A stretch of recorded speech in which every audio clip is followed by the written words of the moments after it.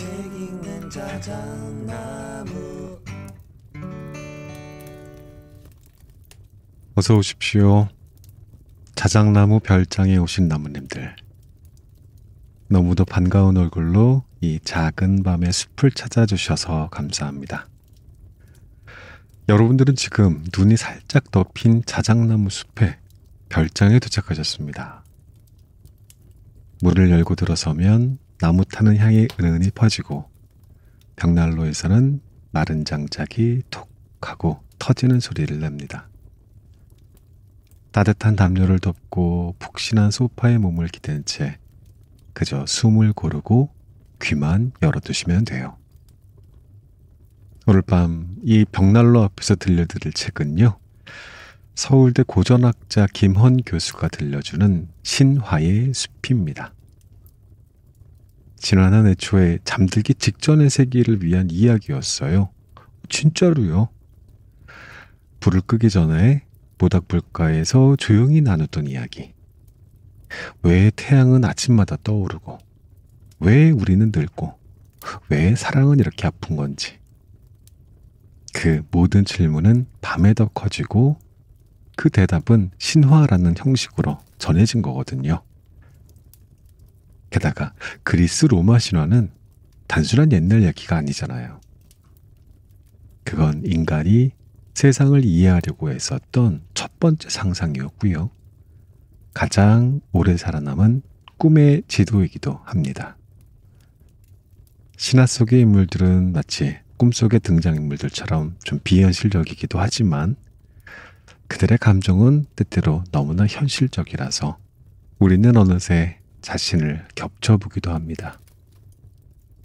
오늘은 클로징 멘트 없고요. 엔딩 음악도 없을 거예요. 자, 준비되셨나요?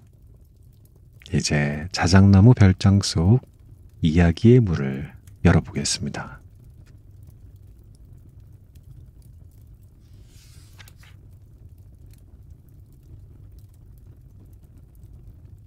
에로스와 푸시케의 사랑과 이별. 죽은 신부를 찾아 저승으로 내려간 오르페우스처럼 사랑을 되찾기 위해 저승으로 내려간 여인도 있었어요. 이름은 푸시케. 어느 한 왕국의 공주였어요. 그는 자애로운 부모님과 두 언니와 함께 행복하게 살고 있었죠. 세 공주 모두 아름다워서 사람들의 칭찬이 자자했는데 특히 푸시케의 미모는 독보적이었습니다.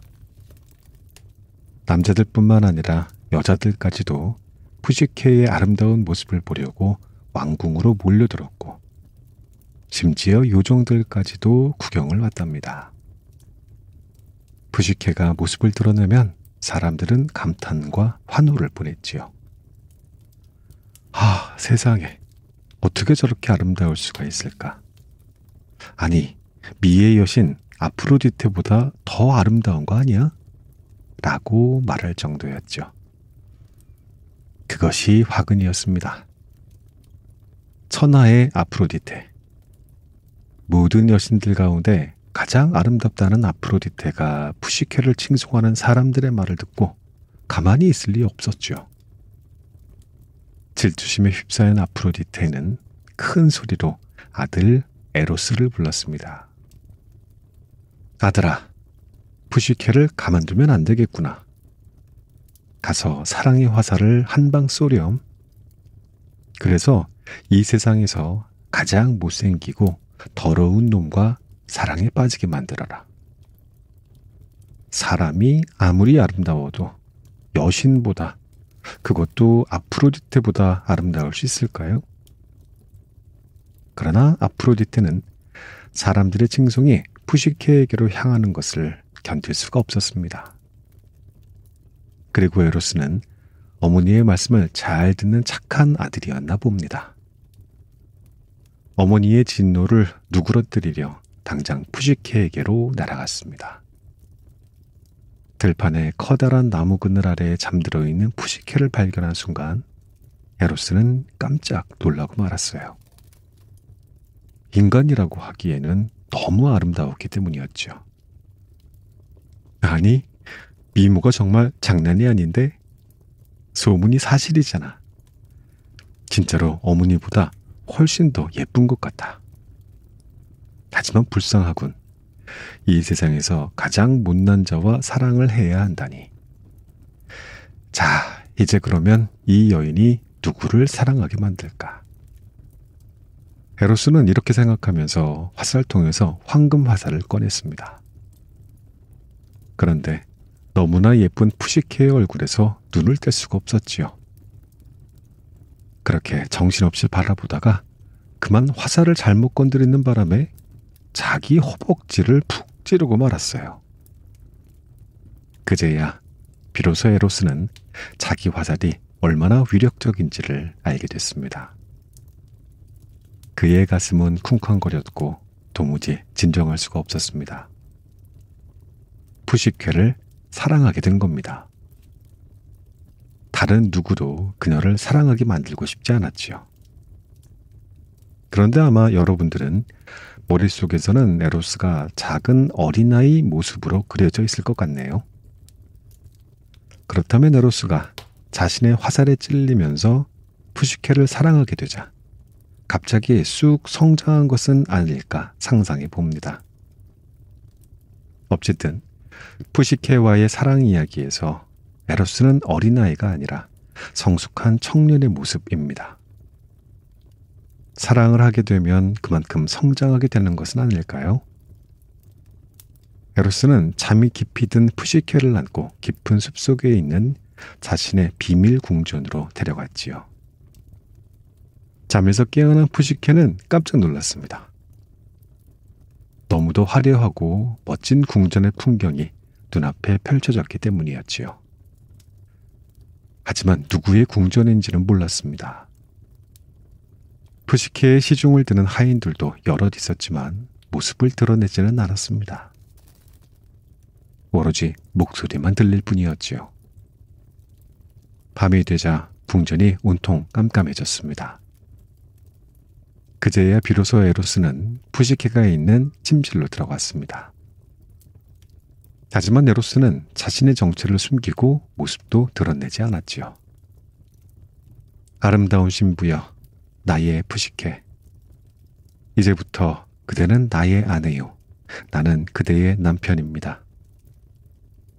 당신은 이 세상에서 가장 멋진 궁전에서 아무 부족함 없이 행복하게 지낼 수 있을 거예요. 나는 당신을 진심으로 사랑합니다. 우리의 사랑이 당신을 행복하게 할 겁니다. 하지만 이 풍요로운 사랑과 행복을 지키려면 조건이 하나 있어요. 절대로 나를 보려고 하지는 마세요. 푸시케는 이 말을 듣고 깜짝 놀랐습니다. 혼돈의 도가니에 빠진 것 같았지요. 아니, 잠깐 낮잠을 잤을 뿐인데 깨어나 보니까 유부녀라니? 그건 그렇다 쳐. 어떻게 상대의 모습을 보지도 않고 사랑을 하고 결혼 생활을 할 수가 있는 건가? 혹시 저놈은 무시무시하게 생긴 괴물이 아닐까? 감미롭고 신비로운 목소리로 나를 안심시키고 혹시 잡아먹으려고 하는 건 아닐까? 하지만 푸시케는 달리 그 어떤 일도 할 수가 없었죠. 일단 그의 말을 따르는 수밖에. 아무리 이상한 일도 시간이 흐르고 반복되면 익숙해지는 법일까요? 푸시케는 어느덧 이 희한한 결혼 생활에 곧 익숙해졌습니다. 처녀였던 그녀는 결혼이 뭔지 아직 잘 몰랐지요. 부모님의 단란한 부부 생활을 보기는 했지만 그것이 전부는 아닐 거라고 생각했어요. 얼마 지나지 않아 그녀는 보이지 않는 신랑과의 달콤한 신혼생활을 즐기게 되었고 그 행복을 놓치고 싶지 않아 남편과 한 약속을 지키려고 노력했습니다. 하지만 시간이 지날수록 가족이 그리워졌어요. 아버지, 어머니, 그리고 언니들이 보고 싶었어요. 그래서 남편에게 간곡히 부탁했지요. 에로스는 그런 푸시케의 마음을 헤아려 언니들을 데려와 잠시나마 만날 수 있도록 해주었습니다. 부부 사이의 약속을 잘 지키려고 노력하는 푸시케에게 선물과도 같았죠. 언니들을 만난 푸시케는 모처럼 외로움을 달랠 수 있었습니다. 그런데 언니들이 문제였어요. 그들은 이전에도 사람들이 푸시케가 아름답다고 하도 칭찬을 하는 바람에 질투를 느꼈었는데 갑자기 사라진 푸시케가 의리의리한 궁전에서 호의호식하며 잘 사는 모습을 보니 배가 아팠던 겁니다. 언니들은 푸시케가 누리는 행복에 흠집을 내고 싶었어요. 남편은 어떤 사람이냐고 물었는데 푸시케가 얼굴을 한 번도 보지 못했다고 답하자 언니들은 깜짝 놀랐습니다. 아니, 신랑이 얼굴을 보여주지 않는다고? 그건 말이야. 어쩌면 네 남편이 괴물이기 때문일지도 몰라. 언젠가는 너를 쥐도 새도 모르게 잡아먹을 거야. 너 그거 아니?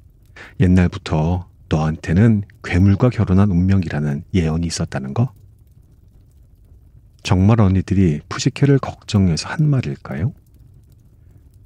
아니면 푸시케를 질투해서 동생이 행복을 누리는 대신 불안과 의심에 사로잡히게 만들고 싶었던 걸까요? 그러면서 이렇게 덧붙였어요. 네 남편이 어떤 사람인지 확인하는 게 필요해. 남편이 깊이 잠들었을 때 등불을 켜고 얼굴을 확인해봐.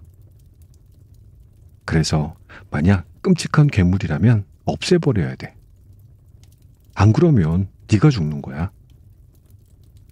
하지만 언니, 내 남편은 절대로 얼굴을 봐서는 안 된다고 했는데 그 약속을 어겨도 될까? 그러니까 몰래 들키지 않게 보는 거야. 괴물이면 없애버리고 괴물이 아니면 조용히 등불을 끄고 약속을 철저히 지킨 것처럼 살면 되잖아. 시간이 되어 언니들은 다시 집으로 돌아갔습니다. 그리고 혼자 남은 푸시케의 마음은 더욱더 복잡하고 시끄러워졌죠. 남편과의 약속을 지킬 것인가? 아니면 언니들의 말대로 남편이 괴물인지 아닌지 확인해 볼 것인가? 끝내 불안과 의혹이 믿음을 이기고 말았습니다. 푸시케는 남편이 깊이 잠든 사이에 한 손에는 칼을, 한 손에는 등불을 들고 침대로 다가섰죠. 그리고 남편의 얼굴로 등불을 가깝게 들이댔어요. 남편의 얼굴을 가리고 있던 어둠이 등불의 빛에 의해 벗겨지는 순간 푸시케는 너무나도 깜짝 놀랐습니다. 평화롭게 잠들어 있는 남편의 잘생긴 얼굴을 보게 된 겁니다. 그 미모가 얼마나 충격적이었던지 푸시케는 주춤하다가 그만 손에 들고 있던 등잔을 기울이게 되었고 거기에서 달구어진 기름이 흘러내려 에로스의 몸으로 떨어졌지요. 깜짝 놀라 깨어난 에로스는 푸시케가 한 손에는 등불을 그리고 다른 손에는 칼을 들고 있는 모습을 보고는 배신감에 치를 떨며 분노하여 아내를 홀로 남겨두고 떠나버렸습니다. 사랑은 언제나 믿음과 함께하는 것이지 의심과 함께할 수는 없는 법이지요. 에로스가 떠나간 빈자리를 두고 푸시케는 하염없이 눈물을 흘렸습니다. 타인의 행복에 축하를 보낼 줄 아는 마음. 에로스와 푸시케의 안타까운 사연은 유럽의 동화작품 미녀와 야수 이야기의 바탕이 되었답니다. 푸시케는 얼굴을 모르는 남편과도 행복하게 살고 있었지요. 그러나 언니들과의 대화는 그의 마음을 흔들었습니다. 언니들이 푸시케에게 너를 이렇게까지 행복하게 해주는 남편의 말을 끝까지 믿어주는 것도 좋겠어 라고 말해주었다면 얼마나 좋았을까요? 하지만 언니들은 푸시케가 남편에 대한 믿음을 지키는 것보다 의혹에 사로잡혀 약속을 깨게 만들고 싶었던 것 같습니다. 만약 그렇게 해서 푸시케와 비밀의 남편 사이가 깨진다면 그 틈 사이로 자신들이 비집고 들어가 동생의 행복을 가로채 누리고 싶었던 마음도 있었던 것이겠죠. 언니들의 질투는 푸시케를 불행에 빠뜨렸습니다. 푸시케는 에로스가 떠난 뒤에 비로소 자신이 남편을 얼마나 사랑하는지 알게 되었답니다. 상실로 인한 불행이 그녀가 에로스와 함께 했던 사랑의 크기만큼 컸던 것이죠. 하지만 우리가 무작정 푸시케의 언니들을 비난할 수 있을까요? 가만히 우리 안을 들여다보면 푸시케 언니들의 모습이 보입니다. 그녀들은 다른 사람이 잘 되는 것을 못마땅하게 여기고 시기와 질투에 사로잡히기도 하는 우리 내면의 또 다른 모습을 고스란히 비춰줍니다. 그래서 시기와 질투를 이겨내는 사람이야말로 정말 훌륭한 사람인 것 같습니다. 남이 잘 될 때 진심으로 축하해 줄 수 있는 마음을 가지려고 노력하면 정말로 가질 수 있을까요? 이것도 연습이 필요합니다. 다른 사람이 성공했을 때 먼저 축하의 박수를 보내보십시오. 그러면 손바닥이 뜨거워지면서 냉랭했던 마음이 조금씩 열리기 시작할 겁니다.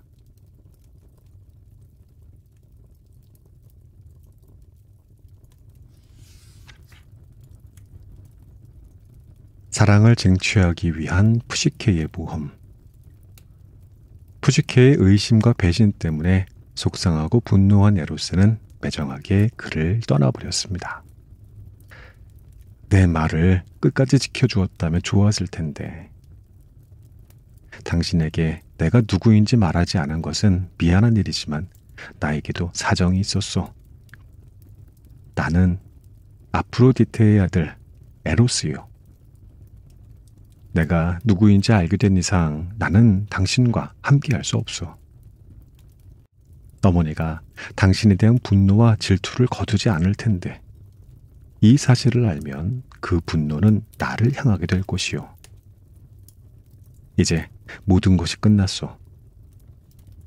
나를 위해 그리고 당신을 위해 나는 떠나겠소. 더 이상 나를 찾지 마시오. 푸시케의 마음에는 에로스가 남기고 한 말이 계속 울렸습니다. 믿음을 가지고 약속을 지키지 못한 자신을 원망하고 또 원망했고 에로스에게 미안해서 견딜 수가 없었어요.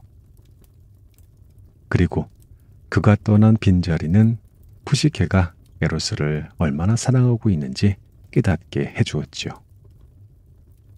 푸시케는 또다시 에로스의 말을 거역하기로 결심합니다. 그냥 주저앉아 있을 수만은 없다고 생각했죠. 자신을 떠난 에로스를 찾아 나서기로 합니다.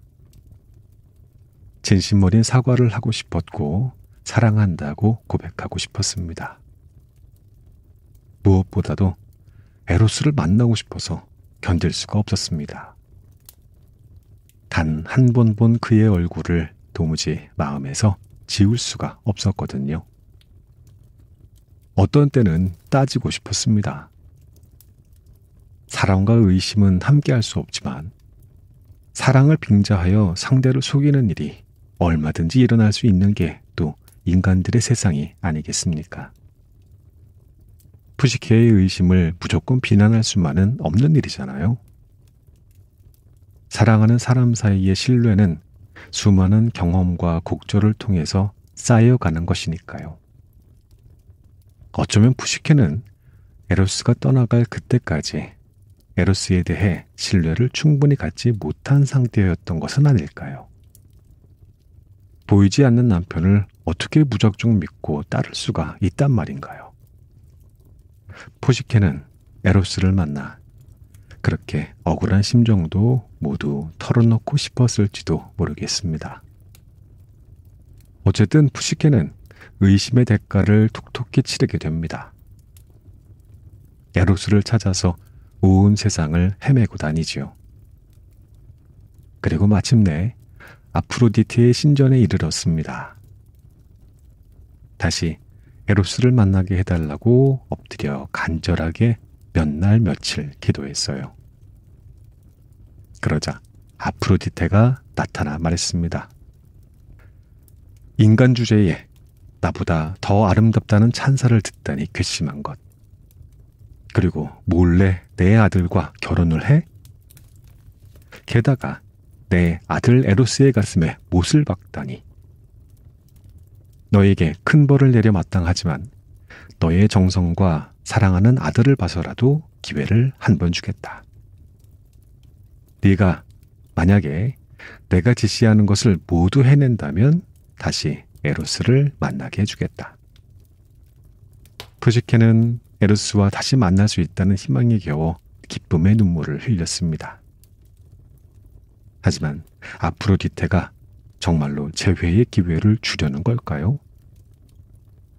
아니면 희망을 빙자한 공물을 하며 푸시케를 괴롭히려는 걸까요? 그 누구도 해내기 어려운 미션 임파서블을 지시한다면 그건 명분을 달아서 푸시케를 괴롭히는 벌을 주는 것이겠지요. 실제로 그랬습니다. 애초부터 푸시케가 마음에 들지 않았던 아프로디테가 선의로 그녀에게 재회의 기회를 줄리 만무했습니다. 첫 번째 숙제는 신전의 곡물 창고에 뒤죽박죽 섞여 산더미처럼 쌓여있는 곡물들, 밀, 보리, 콩, 옥수수, 기장 등을 종류별로 분류하라는 것이었습니다. 그것도 단 하루만 주고서 저녁까지 하라는 것이었어요. 그건 불가능한 일이었습니다. 이것으로 아프로디테가 푸시케에게 재회의 기회를 준 게 아니라 주는 척만 하고서 실제로는 지독한 벌을 내리는 것이 분명해졌습니다. 결국 해내지 못하면 푸시케는 고생만 하다가 절망적인 결과를 얻을 테니까요. 하지만 푸시케는 절망하고 포기할 수만은 없었습니다. 일단 할 수 있는 데까지 해보겠다라는 마음으로 덤벼들었지요. 하루 종일 웅크려 앉아 곡물을 분류했습니다. 하지만 끝을 보지 못하고 그만 지쳐 쓰러져 버렸지요. 이대로 그냥 끝날 판이었습니다. 아프로디테는 푸시케를 가혹하게 비난한 후에 쫓아내겠지요. 약속한 시간이 되었을 때 아프로디테는 회심의 미소를 지으며 곡물 창고로 갔고 쓰러져 있는 푸시케를 보았습니다. 그리고 뒤죽박죽 섞여 쌓여 있던 산더미 같던 곡물들이 종류별로 가지런히 정돈된 것도 보게 되었지요. 아프로디테는 깜짝 놀랐습니다. 아니, 이 일을 어떻게 해낸 거지? 쓰러져 있던 푸시케도 일어나 그 광경을 보고 아프로디테보다 더 깜짝 놀랐지요. 도대체 이게 어떻게 된 일이지? 내가 지쳐 쓰러져 잠들었던 모양인데 어떻게 이렇게 모든 것이 정돈된 거지? 이 모든 것은 푸시케를 멀리서 지켜보던 에로스가 부린 조화였습니다. 절망 가운데에서도 최선을 다하다가 쓰러진 푸시케의 모습에 에로스의 마음이 애틋해졌던 거지요. 푸시케에게 섭섭함과 괘씸함도 있었지만 동시에 미안한 마음도 있었던 에로스는 그녀를 돕기로 했습니다. 그래서 곡물만큼이나 많은 개미떼를 보내주었지요. 개미들이 곡물 알갱이를 입에 물고 종류별로 분류했던 겁니다.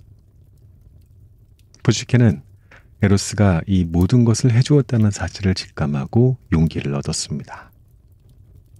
의심 때문에 깨진 사랑의 조각이 새로운 믿음을 통해 회복되기 시작한 겁니다.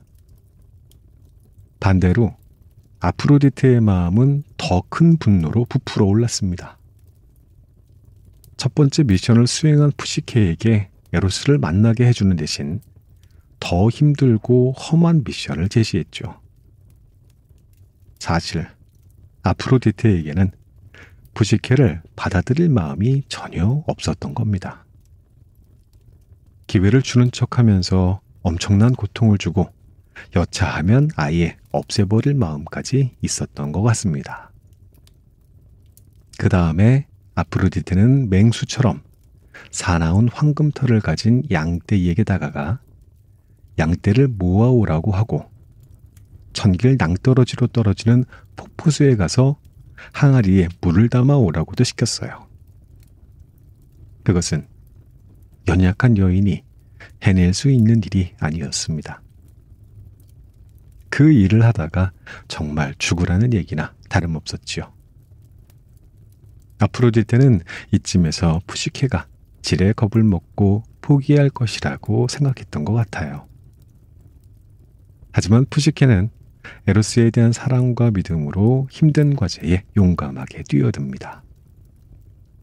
아프로디테는 푸시케가 포기하지 않고 모든 과제에 과감하게 도전하여 차례차례 성공해내자 더욱더 화가 났습니다. 그리고 정말 끝장을 내려는 듯 마지막 과제를 냅니다. 그것은 저승세계로 데려가 그곳의 왕비인 페르세포네의 화장품을 얻어오라는 것이었죠. 산 사람에게 저승으로 가라는 것은 그야말로 죽으라는 이야기인데 과연 푸시케는 이 죽음의 과제를 수행해낼 수 있을까요? 고난과 시련을 통해 더욱 단단해지는 마음. 에로스를 다시 만나기 위해 어려운 과제에 서슴없이 도전한 푸시케의 이야기를 읽으며 여러분은 어떤 생각이 드나요? 아마 푸시케는 에로스에게 저지른 잘못을 지우려면 이 모든 도전을 감행해야 한다고 생각하며 어려운 순간 에로스가 자신을 도울 것이라는 믿음도 있었던 것 같습니다. 그 믿음대로 푸시케는 불가능할 것이라는 미션을 어렵사리 수행해냈는데 그때마다 에로스가 몰래 도와주었어요. 하지만 만약 푸시케가 용기를 내서 도전하지 않았다면 에로스가 도울 기회조차 없었을 테니 푸시케의 결단, 도전하는 용기가 가장 중요했던 것입니다. 푸시케는 몸소 사랑의 힘, 그리고 상대를 믿고 상대를 만나겠다는 희망의 힘이 얼마나 대단한 것인지를 보여주었습니다. 사랑은 그야말로 물불 안 가리는 뜨거운 열정입니다. 합리적으로 계산하고 따질 만한 여력이 없지요. 그 무엇보다 강하고 모든 것을 이겨내는 힘은 언뜻 불합리해 보이지만 식을 줄 모르는 사랑, 그 위대한 불꽃에서 솟구쳐 오르는 것일지도 모르겠습니다.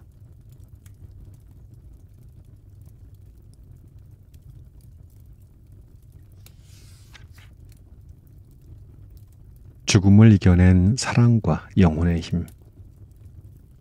아프로디테가 푸시케를 저승으로 보냈다는 사실을 알게 된 에로스는 깜짝 놀랐습니다. 그는 푸시케를 말리고 싶었습니다.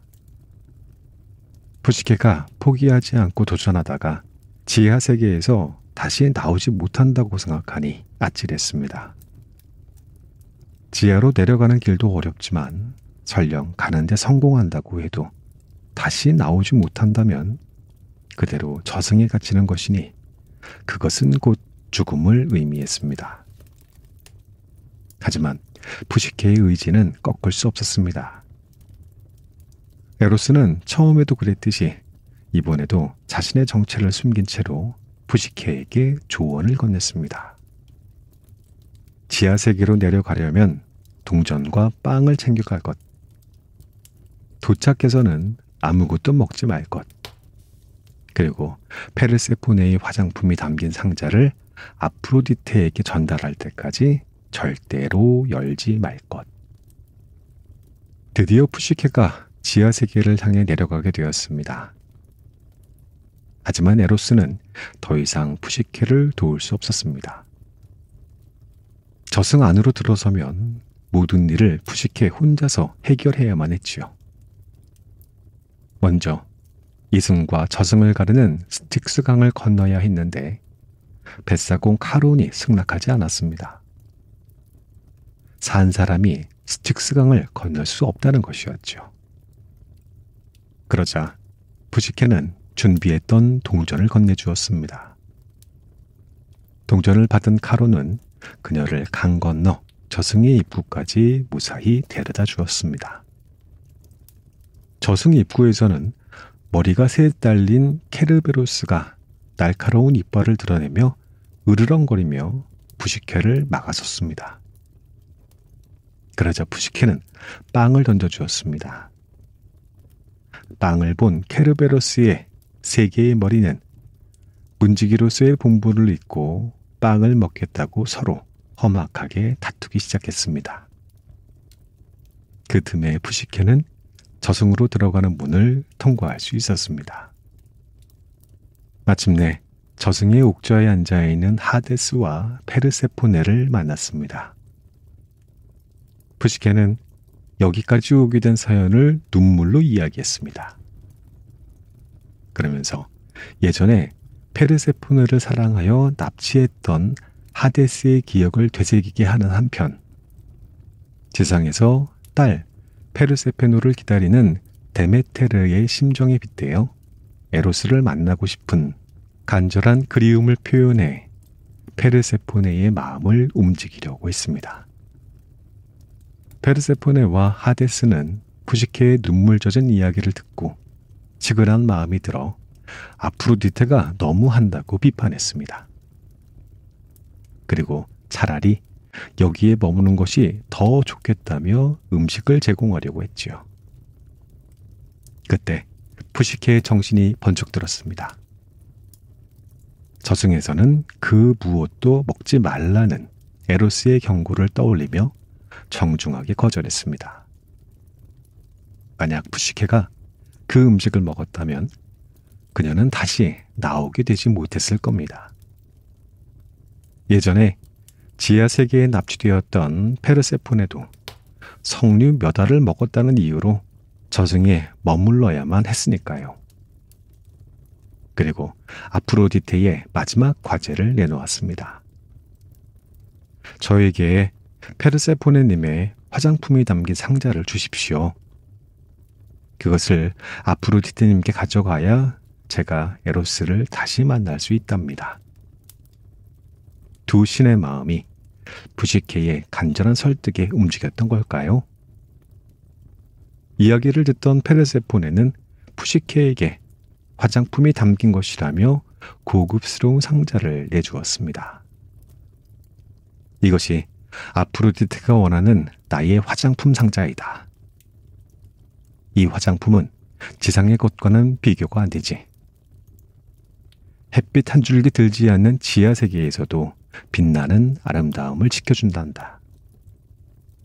이것은 아프로디테에게 내가 직접 전해주거라. 욕심내지 말고 네가 열어보는 일은 없어야 한다.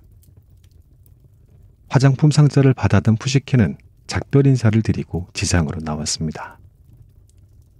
지금까지는 푸시케가 실수 없이 잘 해냈지요. 단, 상자를 절대 열어보지 말라는 당부, 마지막 한 가지만이 남았습니다. 이제 페르세포네가 준 화장품 상자를 가지고 아프로디테에게 가기만 하면 모든 것이 끝납니다. 그러면 그렇게 바라던 에로스를 축복 속에서 다시 만날 수 있겠지요. 그런데 푸시케는 에로스를 다시 만날 생각에 그 약속을 잊고 말았습니다. 에로스에게 잘 보이고 싶었고 자신의 몰골이 흉하니까 화장이 필요하다고 생각했는지, 아니면 상자 안에 들어있는 페르세포네의 신비로운 화장품이 어떠한 것인지 궁금해서 견딜 수가 없었던 건지 마지막 관문 앞에서 경고를 잊고 말았습니다. 에로스의 얼굴을 확인하기 위해 등불을 들었던 때처럼 떨리는 손으로 화장품 상자를 열었던 것이죠. 그런데 거기에는 화장품 대신 사람이든 신이든 영원히 잠들게 하는 저승의 잠이 들어 있었습니다. 상자를 연 푸시케는 영원한 잠에 빠져들고 말았습니다. 사실 페르세포네는 아프로디테를 영원히 잠들게 만들고 싶었어요. 과거에 두 여신은 아도니스라는 소년을 두고 경쟁을 벌였던 적이 있었거든요. 아도니스는 미르라라는 여인의 아들이었는데 미르라는 아프로디테의 저주를 받아 몰약나무로 변하고 말았지요. 그가 나무로 변하고 난 뒤에 아도니스를 낳은 거예요. 아프로디테는 아이를 보고 깜짝 놀랐어요. 자신의 아들 에로스를 너무나도 쏙 빼닮았던 거죠.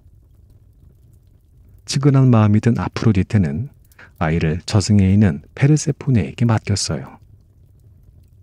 그런데 아도니스가 성장해서 청년이 되자 너무나도 멋진 미남이 되었던 거예요. 그런 아도니스를 두고 아프로디테와 페르세포네가 서로 싸웠죠. 자기가 아도니스를 데리고 있겠다고 주장했는데 두 여신의 속마음에는 아도니스에 대한 사랑이 불타고 있었어요.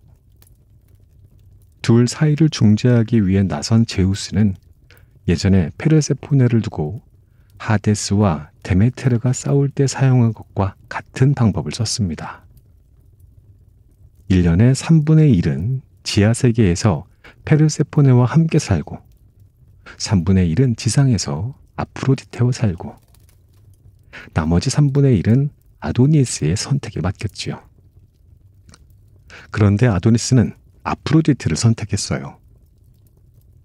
당연히 페르세포네는 화가 났고 아프로디테는 의기양양했지요. 그러니까 미모로는 나 아프로디테를 그 누구도 따라올 수 없다니까. 하물며 지하세계의 여왕쯤이야. 역시 아도니스의 안목은 정확했지. 사랑하는 청년을 빼앗긴 것도 분하고 억울한 일인데 아름다움에서 비교가 되어 낮게 평가되었다는 것 때문에 페르세포네는 여간 자존심이 상하는 것이 아니었습니다. 페르세포네는 잊고 있지 않았지요. 심지어 나중에 멧돼지의 엄니에 바쳐 목숨을 잃은 아도니스는 아네몬의 꽃이 되었는데 페르세포네는 겨우내 땅에 묻혀있는 아도니스 씨를 볼 뿐인 반면 아프로디테는 아도니스가 파란 싹을 틔우고 아름다운 꽃으로 피어나는 모습도 누리니 그것도 페르세포네에게는 엄청나게 화가 나는 일이었지요.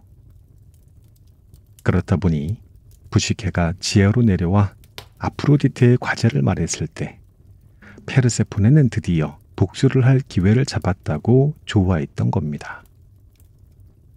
그래서 아프로디테에게 건네줄 때까지 상자를 절대로 열어보지 말라고 신신당부했던 거고요. 자, 이것으로 푸시케의 모든 것이 끝난 걸까요? 잠에 빠진 푸시케는 에로스와 영원한 이별을 하고 만 것일까요? 아닙니다. 극적인 반전이 일어납니다. 이 모든 것을 지켜보던 에로스는 그동안 푸시케에게 가졌던 배신감과 분노를 완전히 씻어버리고 자신을 다시 찾아오려고 목숨까지도 아끼지 않았던 푸시케를 안고 올림푸스 궁전으로 올라갑니다. 아프로디테는 영원한 잠에 빠져있는 푸시케를 보면서 처음으로 나쁜 마음을 버리고 동정심을 가졌어요. 고맙기도 했습니다. 푸시케가 아니었다면 그녀가 영원한 잠에 빠졌을 테니까요. 그 잠을 깨울 수 있는 유일한 존재는 하데스와 페르세포네 뿐인데 그들이 아프로디테를 다시 깨어나게 할 리는 없으니까요. 궁전에 모인 모든 신은 푸시케를 칭찬했고 페르세포네와 하데스를 설득해서 그녀가 다시 깨어나게 했습니다. 에로스는 모든 신들이 보는 앞에서 정식으로 푸시케와 결혼식을 올렸고 푸시케는 암브로시아와 넥타르를 먹고 마시면서 신으로 거듭나게 됩니다. 그렇게 해서 푸시케는 에로스와 영원히 올림포스에 머물게 되었다고 합니다. 심리학 용어 속에 살아 숨쉬는 푸시케. 1990년 겨울 영화 사랑과 영혼이 개봉되었습니다. 이 영화는 오랫동안 많은 사람의 사랑을 받았죠. 그런데 갑자기 왜 영화 이야기를 하느냐고요? 바로 에로스라는 이름이 사랑, 푸시케의 이름이 영혼이라는 뜻이니 에로스와 푸시케의 이야기는 그야말로 그리스 로마 신화판 사랑과 영혼이라고 할 수 있겠죠. 사랑은 단순한 감정, 격정, 욕망이 아니라 상대와 함께하려는 위대한 의지이며 불굴의 노력으로 완성되는 것임을 에로스와 푸시케가 보여주었습니다. 그리스어에서 푸시케는 영혼이라는 뜻으로 통하지만 원래는 목숨이라는 뜻이었어요. 모든 생명체는 호흡을 합니다. 숨을 들이마시고 내쉬지요. 그 들숨과 날숨을 흉내낸 말이 푸시케입니다.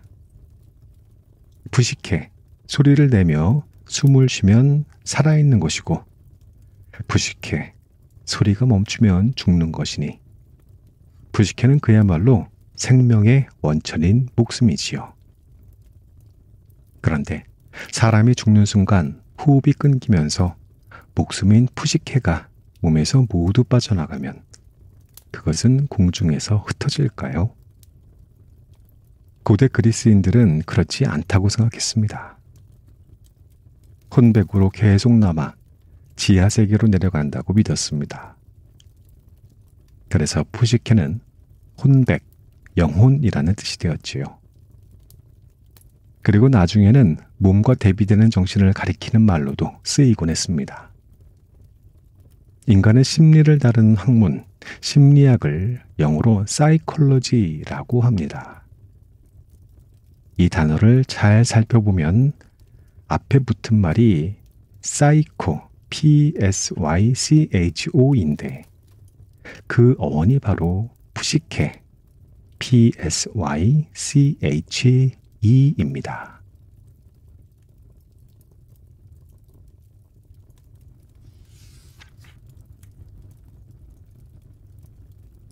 에로스와 푸시케의 사랑과 이별. 죽은 신부를 찾아 저승으로 내려간 오르페우스처럼 사랑을 되찾기 위해 저승으로 내려간 여인도 있었어요. 이름은 푸시케. 어느 한 왕국의 공주였어요. 그는 자애로운 부모님과 두 언니와 함께 행복하게 살고 있었죠. 세 공주 모두 아름다워서 사람들의 칭찬이 자자했는데 특히 푸시케의 미모는 독보적이었습니다. 남자들뿐만 아니라 여자들까지도 푸시케의 아름다운 모습을 보려고 왕궁으로 몰려들었고 심지어 요정들까지도 구경을 왔답니다. 푸시케가 모습을 드러내면 사람들은 감탄과 환호를 보냈지요. 아, 세상에 어떻게 저렇게 아름다울 수가 있을까? 아니, 미의 여신 아프로디테보다 더 아름다운 거 아니야? 라고 말할 정도였죠. 그것이 화근이었습니다. 천하의 아프로디테. 모든 여신들 가운데 가장 아름답다는 아프로디테가 푸시케를 칭송하는 사람들의 말을 듣고 가만히 있을 리 없었죠. 질투심에 휩싸인 아프로디테는 큰 소리로 아들 에로스를 불렀습니다. 아들아, 푸시케를 가만두면 안 되겠구나. 가서 사랑의 화살을 한 방 쏘렴. 그래서 이 세상에서 가장 못생기고 더러운 놈과 사랑에 빠지게 만들어라. 사람이 아무리 아름다워도 여신보다, 그것도 아프로디테보다 아름다울 수 있을까요? 그러나 아프로디테는 사람들의 칭송이 푸시케에게로 향하는 것을 견딜 수가 없었습니다. 그리고 에로스는 어머니의 말씀을 잘 듣는 착한 아들이었나 봅니다.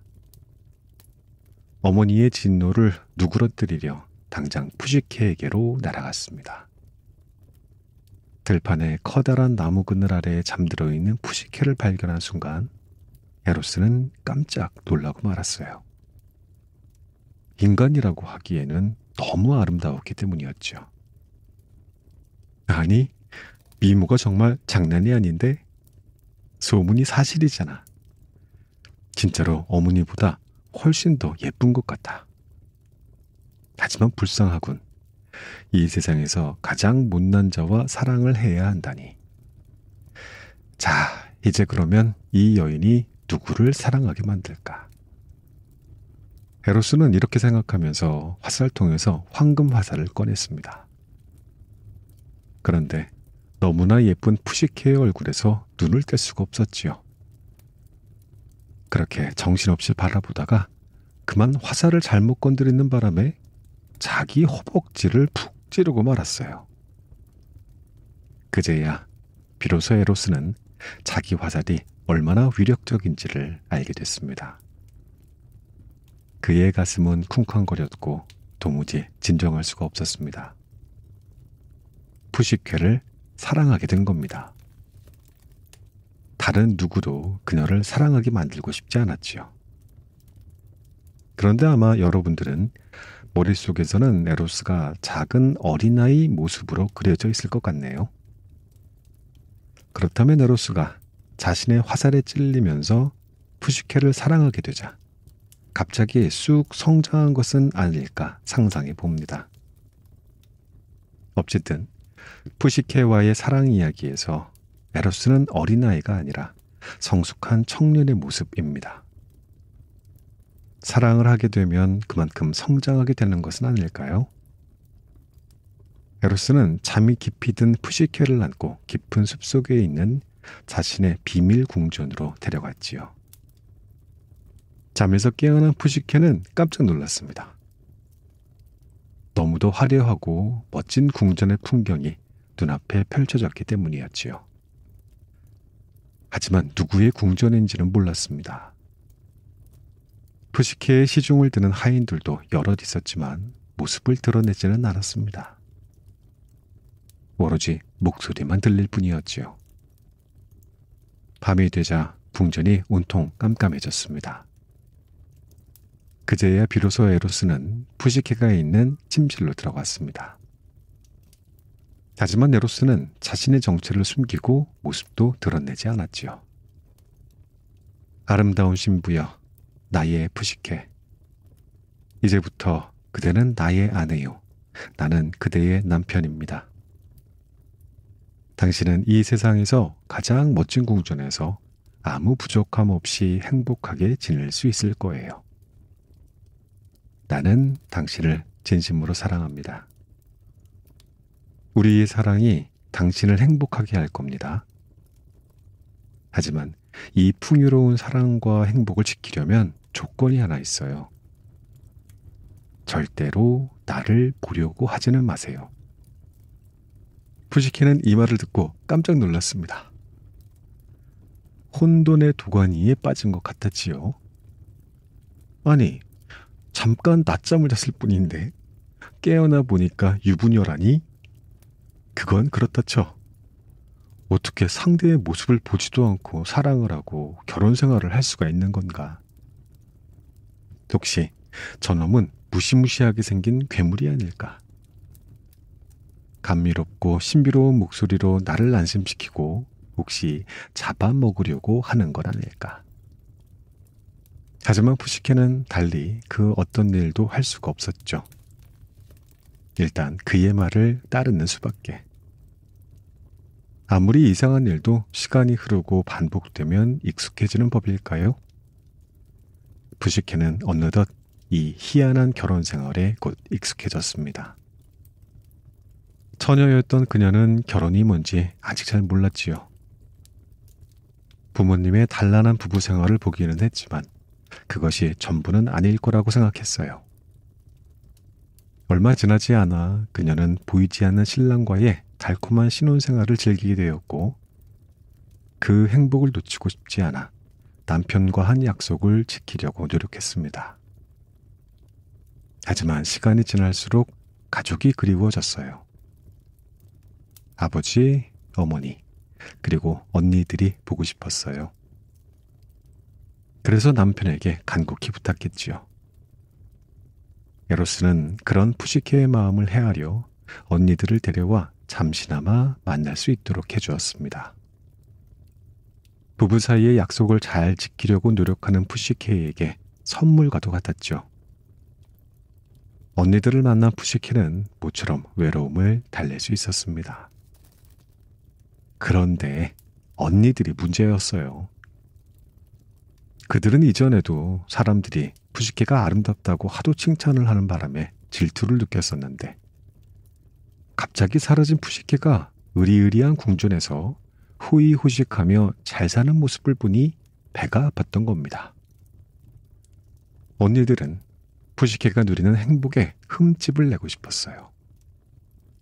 남편은 어떤 사람이냐고 물었는데 푸시케가 얼굴을 한 번도 보지 못했다고 답하자 언니들은 깜짝 놀랐습니다. 아니, 신랑이 얼굴을 보여주지 않는다고? 그건 말이야. 어쩌면 네 남편이 괴물이기 때문일지도 몰라. 언젠가는 너를 쥐도 새도 모르게 잡아먹을 거야. 너 그거 아니? 옛날부터 너한테는 괴물과 결혼한 운명이라는 예언이 있었다는 거? 정말 언니들이 푸시케를 걱정해서 한 말일까요? 아니면 푸시케를 질투해서 동생이 행복을 누리는 대신 불안과 의심에 사로잡히게 만들고 싶었던 걸까요? 그러면서 이렇게 덧붙였어요. 네 남편이 어떤 사람인지 확인하는 게 필요해. 남편이 깊이 잠들었을 때 등불을 켜고 얼굴을 확인해봐. 그래서 만약 끔찍한 괴물이라면 없애버려야 돼. 안 그러면 네가 죽는 거야. 하지만 언니, 내 남편은 절대로 얼굴을 봐서는 안 된다고 했는데 그 약속을 어겨도 될까? 그러니까 몰래 들키지 않게 보는 거야. 괴물이면 없애버리고 괴물이 아니면 조용히 등불을 끄고 약속을 철저히 지킨 것처럼 살면 되잖아. 시간이 되어 언니들은 다시 집으로 돌아갔습니다. 그리고 혼자 남은 푸시케의 마음은 더욱더 복잡하고 시끄러워졌죠. 남편과의 약속을 지킬 것인가? 아니면 언니들의 말대로 남편이 괴물인지 아닌지 확인해 볼 것인가? 끝내 불안과 의혹이 믿음을 이기고 말았습니다. 푸시케는 남편이 깊이 잠든 사이에 한 손에는 칼을, 한 손에는 등불을 들고 침대로 다가섰죠. 그리고 남편의 얼굴로 등불을 가깝게 들이댔어요. 남편의 얼굴을 가리고 있던 어둠이 등불의 빛에 의해 벗겨지는 순간 푸시케는 너무나도 깜짝 놀랐습니다. 평화롭게 잠들어 있는 남편의 잘생긴 얼굴을 보게 된 겁니다. 그 미모가 얼마나 충격적이었던지 푸시케는 주춤하다가 그만 손에 들고 있던 등잔을 기울이게 되었고 거기에서 달구어진 기름이 흘러내려 에로스의 몸으로 떨어졌지요. 깜짝 놀라 깨어난 에로스는 푸시케가 한 손에는 등불을 그리고 다른 손에는 칼을 들고 있는 모습을 보고는 배신감에 치를 떨며 분노하여 아내를 홀로 남겨두고 떠나버렸습니다. 사랑은 언제나 믿음과 함께하는 것이지 의심과 함께할 수는 없는 법이지요. 에로스가 떠나간 빈자리를 두고 푸시케는 하염없이 눈물을 흘렸습니다. 타인의 행복에 축하를 보낼 줄 아는 마음. 에로스와 푸시케의 안타까운 사연은 유럽의 동화작품 미녀와 야수 이야기의 바탕이 되었답니다. 푸시케는 얼굴을 모르는 남편과도 행복하게 살고 있었지요. 그러나 언니들과의 대화는 그의 마음을 흔들었습니다. 언니들이 푸시케에게 너를 이렇게까지 행복하게 해주는 남편의 말을 끝까지 믿어주는 것도 좋겠어 라고 말해주었다면 얼마나 좋았을까요? 하지만 언니들은 푸시케가 남편에 대한 믿음을 지키는 것보다 의욕에 사로잡혀 약속을 깨게 만들고 싶었던 것 같습니다. 만약 그렇게 해서 푸시케와 비밀의 남편 사이가 깨진다면 그 틈 사이로 자신들이 비집고 들어가 동생의 행복을 가로채 누리고 싶었던 마음도 있었던 것이겠죠. 언니들의 질투는 푸시케를 불행에 빠뜨렸습니다. 푸시케는 에로스가 떠난 뒤에 비로소 자신이 남편을 얼마나 사랑하는지 알게 되었답니다. 상실로 인한 불행이 그녀가 에로스와 함께 했던 사랑의 크기만큼 컸던 것이죠. 하지만 우리가 무작정 푸시케의 언니들을 비난할 수 있을까요? 가만히 우리 안을 들여다보면 푸시케 언니들의 모습이 보입니다. 그녀들은 다른 사람이 잘 되는 것을 못마땅하게 여기고 시기와 질투에 사로잡히기도 하는 우리 내면의 또 다른 모습을 고스란히 비춰줍니다. 그래서 시기와 질투를 이겨내는 사람이야말로 정말 훌륭한 사람인 것 같습니다. 남이 잘 될 때 진심으로 축하해 줄 수 있는 마음을 가지려고 노력하면 정말로 가질 수 있을까요? 이것도 연습이 필요합니다. 다른 사람이 성공했을 때 먼저 축하의 박수를 보내보십시오. 그러면 손바닥이 뜨거워지면서 냉랭했던 마음이 조금씩 열리기 시작할 겁니다.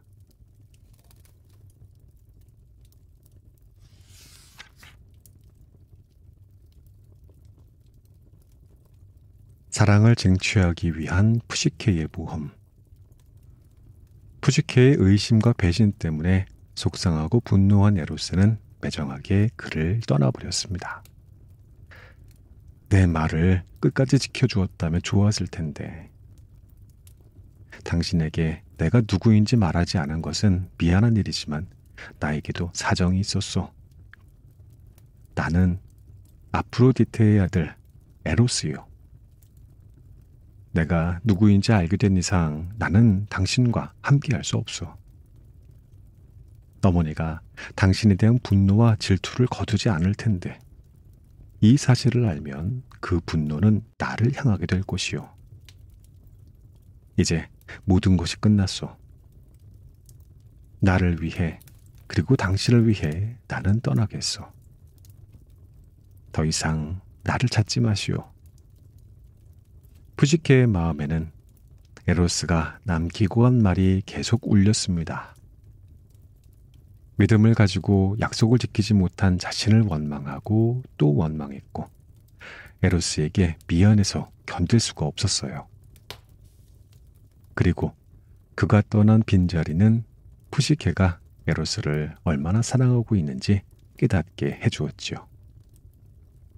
푸시케는 또다시 에로스의 말을 거역하기로 결심합니다. 그냥 주저앉아 있을 수만은 없다고 생각했죠. 자신을 떠난 에로스를 찾아 나서기로 합니다. 진심 어린 사과를 하고 싶었고 사랑한다고 고백하고 싶었습니다. 무엇보다도 에로스를 만나고 싶어서 견딜 수가 없었습니다. 단 한 번 본 그의 얼굴을 도무지 마음에서 지울 수가 없었거든요. 어떤 때는 따지고 싶었습니다. 사랑과 의심은 함께할 수 없지만 사랑을 빙자하여 상대를 속이는 일이 얼마든지 일어날 수 있는 게 또 인간들의 세상이 아니겠습니까? 푸시케의 의심을 무조건 비난할 수만은 없는 일이잖아요. 사랑하는 사람 사이의 신뢰는 수많은 경험과 곡절을 통해서 쌓여가는 것이니까요. 어쩌면 푸시케는 에로스가 떠나갈 그때까지 에로스에 대해 신뢰를 충분히 갖지 못한 상태였던 것은 아닐까요? 보이지 않는 남편을 어떻게 무작정 믿고 따를 수가 있단 말인가요? 포시케는 에로스를 만나 그렇게 억울한 심정도 모두 털어놓고 싶었을지도 모르겠습니다. 어쨌든 푸시케는 의심의 대가를 톡톡히 치르게 됩니다. 에로스를 찾아서 온 세상을 헤매고 다니지요.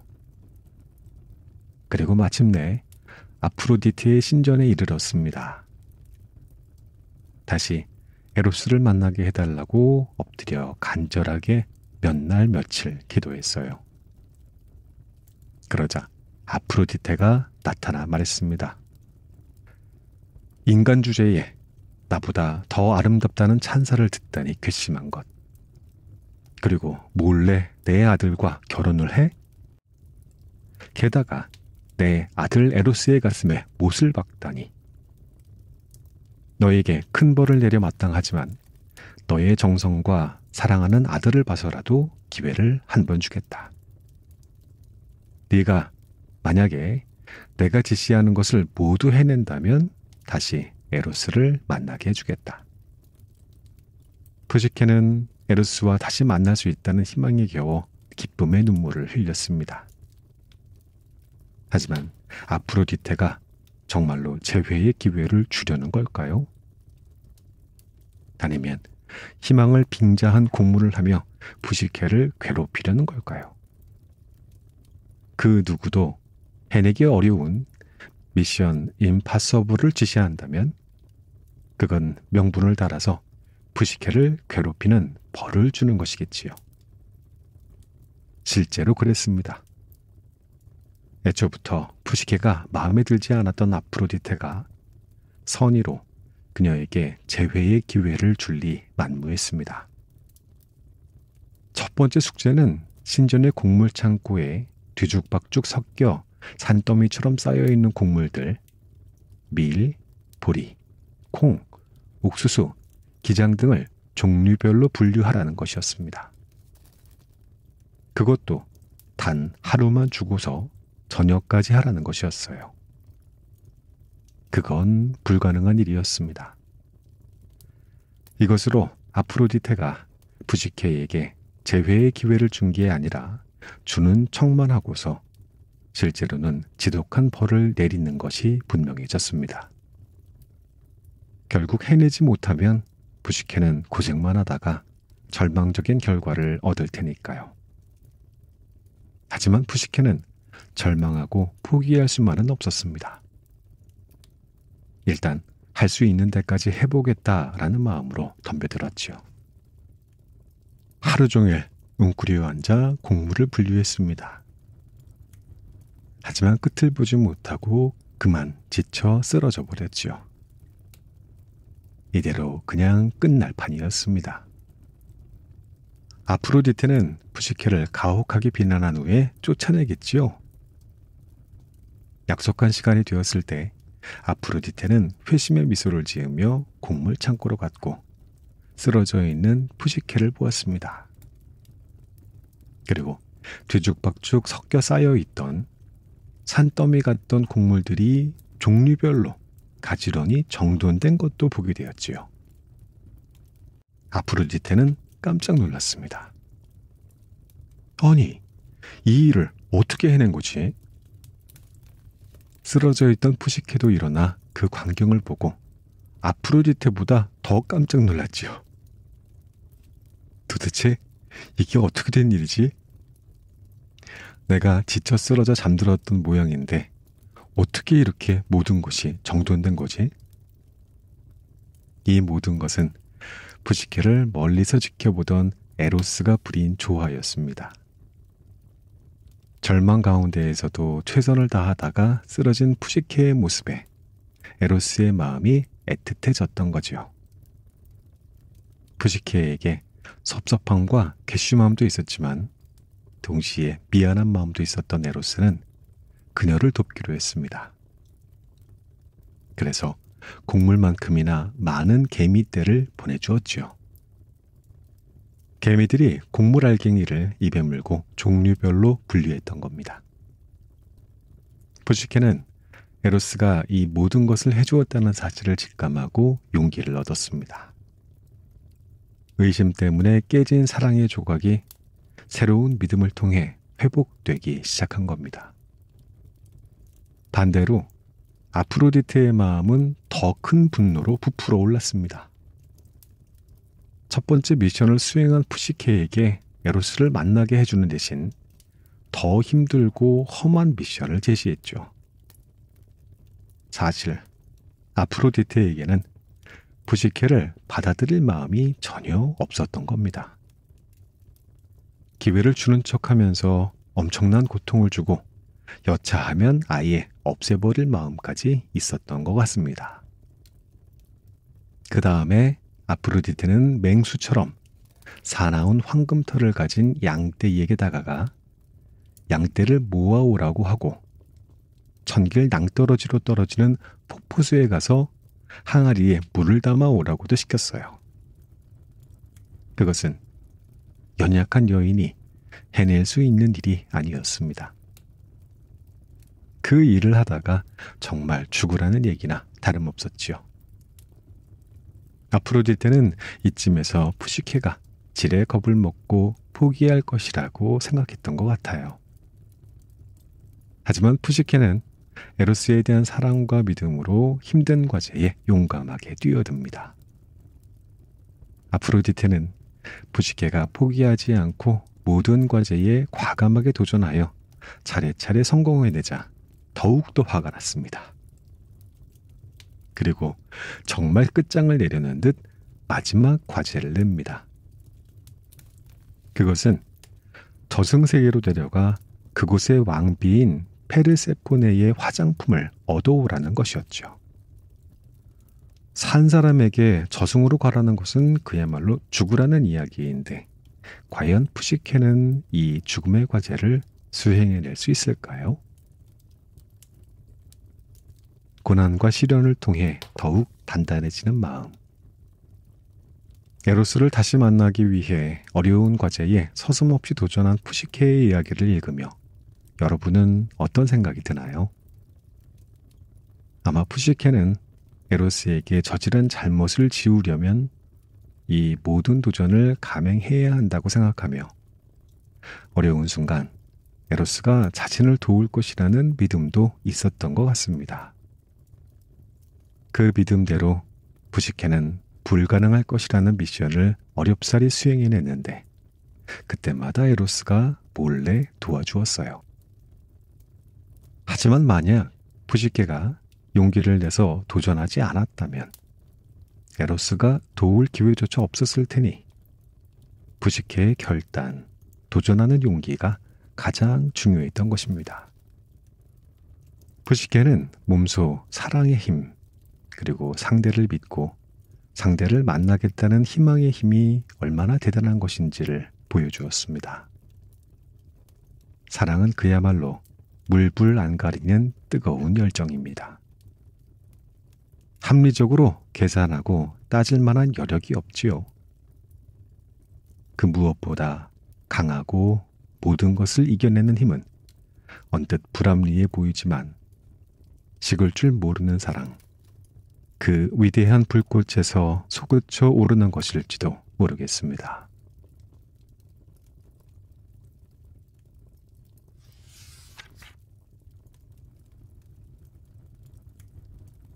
죽음을 이겨낸 사랑과 영혼의 힘. 아프로디테가 푸시케를 저승으로 보냈다는 사실을 알게 된 에로스는 깜짝 놀랐습니다. 그는 푸시케를 말리고 싶었습니다. 푸시케가 포기하지 않고 도전하다가 지하 세계에서 다시 나오지 못한다고 생각하니 아찔했습니다. 지하로 내려가는 길도 어렵지만 설령 가는데 성공한다고 해도 다시 나오지 못한다면 그대로 저승에 갇히는 것이니 그것은 곧 죽음을 의미했습니다. 하지만 푸시케의 의지는 꺾을 수 없었습니다. 에로스는 처음에도 그랬듯이 이번에도 자신의 정체를 숨긴 채로 푸시케에게 조언을 건넸습니다. 지하세계로 내려가려면 동전과 빵을 챙겨갈 것. 도착해서는 아무것도 먹지 말 것. 그리고 페르세포네의 화장품이 담긴 상자를 아프로디테에게 전달할 때까지 절대로 열지 말 것. 드디어 푸시케가 지하세계를 향해 내려가게 되었습니다. 하지만 에로스는 더 이상 푸시케를 도울 수 없었습니다. 저승 안으로 들어서면 모든 일을 푸시케 혼자서 해결해야만 했지요. 먼저 이승과 저승을 가르는 스틱스 강을 건너야 했는데 뱃사공 카론이 승낙하지 않았습니다. 산 사람이 스틱스 강을 건널 수 없다는 것이었죠. 그러자 푸시케는 준비했던 동전을 건네주었습니다. 동전을 받은 카론은 그녀를 강 건너 저승의 입구까지 무사히 데려다 주었습니다. 저승 입구에서는 머리가 셋 달린 케르베로스가 날카로운 이빨을 드러내며 으르렁거리며 푸시케를 막아섰습니다. 그러자 푸시케는 빵을 던져주었습니다. 빵을 본 케르베로스의 세 개의 머리는 문지기로서의 본분을 잊고 빵을 먹겠다고 서로 험악하게 다투기 시작했습니다. 그 틈에 푸시케는 저승으로 들어가는 문을 통과할 수 있었습니다. 마침내 저승의 옥좌에 앉아있는 하데스와 페르세포네를 만났습니다. 푸시케는 여기까지 오게 된 사연을 눈물로 이야기했습니다. 그러면서 예전에 페르세포네를 사랑하여 납치했던 하데스의 기억을 되새기게 하는 한편 지상에서 딸 페르세페노를 기다리는 데메테르의 심정에 빗대어 에로스를 만나고 싶은 간절한 그리움을 표현해 페르세포네의 마음을 움직이려고 했습니다.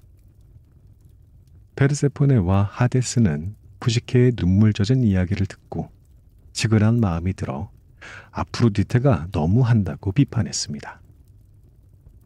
그리고 차라리 여기에 머무는 것이 더 좋겠다며 음식을 제공하려고 했지요.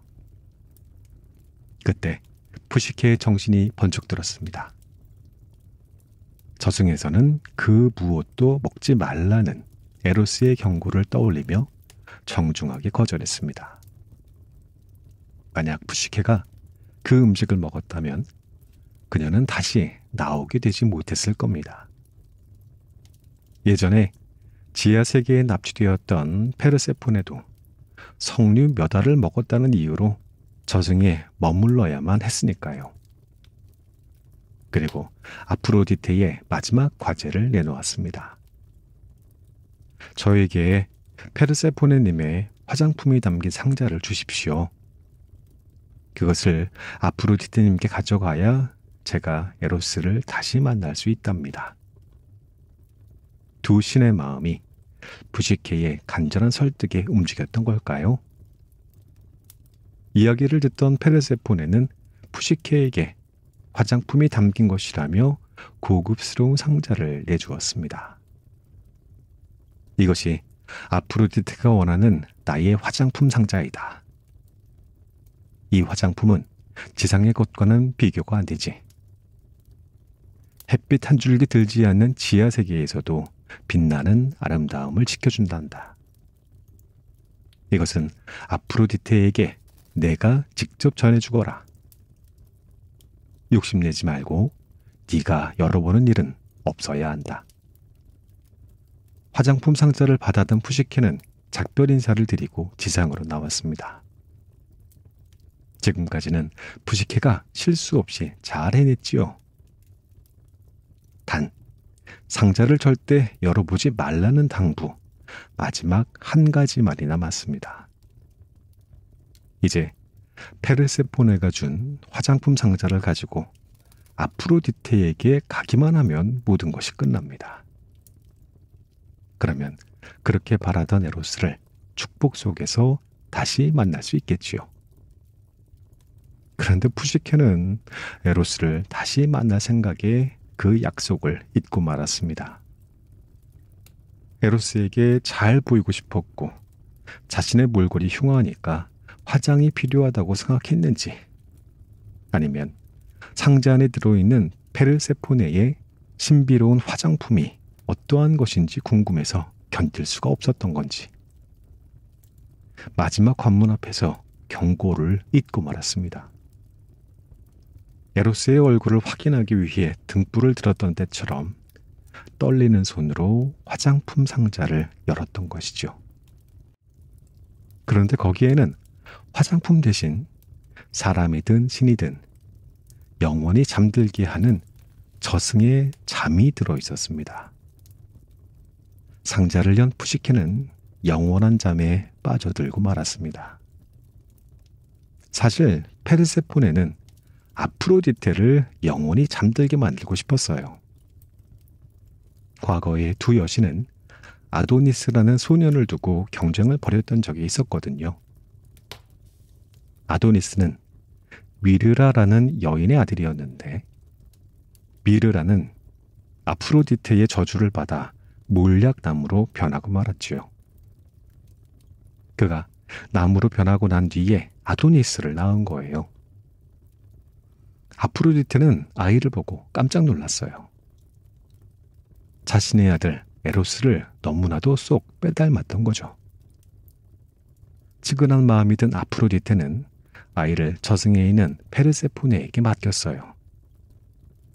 그런데 아도니스가 성장해서 청년이 되자 너무나도 멋진 미남이 되었던 거예요. 그러한 아도니스를 두고 아프로디테와 페르세포네가 서로 싸웠죠. 자기가 아도니스를 데리고 있겠다고 주장했는데 두 여신의 속마음에는 아도니스에 대한 사랑이 불타고 있었어요. 둘 사이를 중재하기 위해 나선 제우스는 예전에 페르세포네를 두고 하데스와 데메테르가 싸울 때 사용한 것과 같은 방법을 썼습니다. 1년의 3분의 1은 지하세계에서 페르세포네와 함께 살고 3분의 1은 지상에서 아프로디테와 살고 나머지 3분의 1은 아도니스의 선택에 맡겼지요. 그런데 아도니스는 아프로디테를 선택했어요. 당연히 페르세포네는 화가 났고 아프로디테는 의기양양했지요. 그러니까 미모로는 나 아프로디테를 그 누구도 따라올 수 없다니까. 하물며 지하세계의 여왕쯤이야. 역시 아도니스의 안목은 정확했지. 사랑하는 청년을 빼앗긴 것도 분하고 억울한 일인데 아름다움에서 비교가 되어 낮게 평가되었다는 것 때문에 페르세포네는 여간 자존심이 상하는 것이 아니었습니다. 페르세포네는 잊고 있지 않았지요. 심지어 나중에 멧돼지의 엄니에 바쳐 목숨을 잃은 아도니스는 아내의 몸에 꽃이 되었는데 페르세포네는 겨우내 땅에 묻혀있는 아도니스 씨를 볼 뿐인 반면 아프로디테는 아도니스가 파란 싹을 틔우고 아름다운 꽃으로 피어나는 모습도 누리니 그것도 페르세포네에게는 엄청나게 화가 나는 일이었지요. 그렇다 보니 부시케가 지하로 내려와 아프로디테의 과제를 말했을 때 페르세포네는 드디어 복수를 할 기회를 잡았다고 좋아했던 겁니다. 그래서 아프로디테에게 건네줄 때까지 상자를 절대로 열어보지 말라고 신신당부했던 거고요. 자, 이것으로 푸시케의 모든 것이 끝난 걸까요? 잠에 빠진 푸시케는 에로스와 영원한 이별을 하고 만 것일까요? 아닙니다. 극적인 반전이 일어납니다. 이 모든 것을 지켜보던 에로스는 그동안 푸시케에게 가졌던 배신감과 분노를 완전히 씻어버리고 자신을 다시 찾아오려고 목숨까지도 아끼지 않았던 푸시케를 안고 올림푸스 궁전으로 올라갑니다. 아프로디테는 영원한 잠에 빠져있는 푸시케를 보면서 처음으로 나쁜 마음을 버리고 동정심을 가졌어요. 고맙기도 했습니다. 푸시케가 아니었다면 그녀가 영원한 잠에 빠졌을 테니까요. 그 잠을 깨울 수 있는 유일한 존재는 하데스와 페르세포네 뿐인데 그들이 아프로디테를 다시 깨어나게 할 리는 없으니까요. 궁전에 모인 모든 신은 푸시케를 칭찬했고 페르세포네와 하데스를 설득해서 그녀가 다시 깨어나게 했습니다.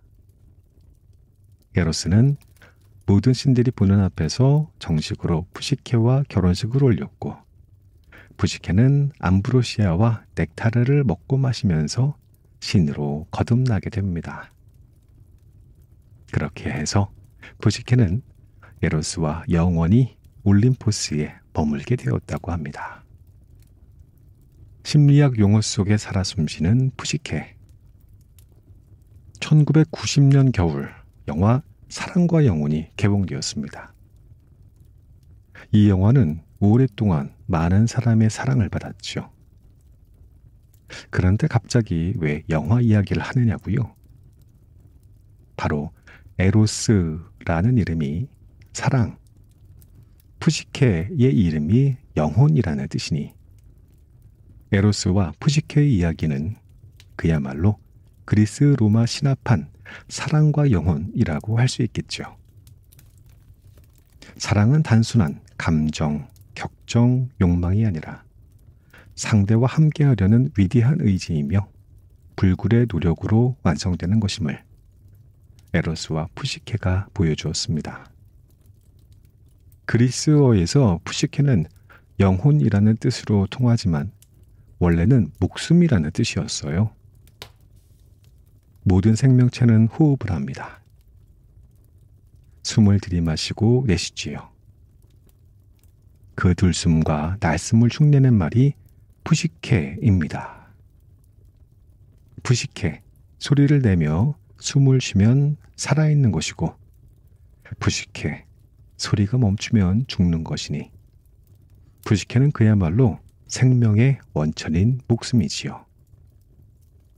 그런데 사람이 죽는 순간 호흡이 끊기면서 목숨인 푸시케가 몸에서 모두 빠져나가면 그것은 공중에서 흩어질까요? 고대 그리스인들은 그렇지 않다고 생각했습니다. 혼백으로 계속 남아 지하세계로 내려간다고 믿었습니다.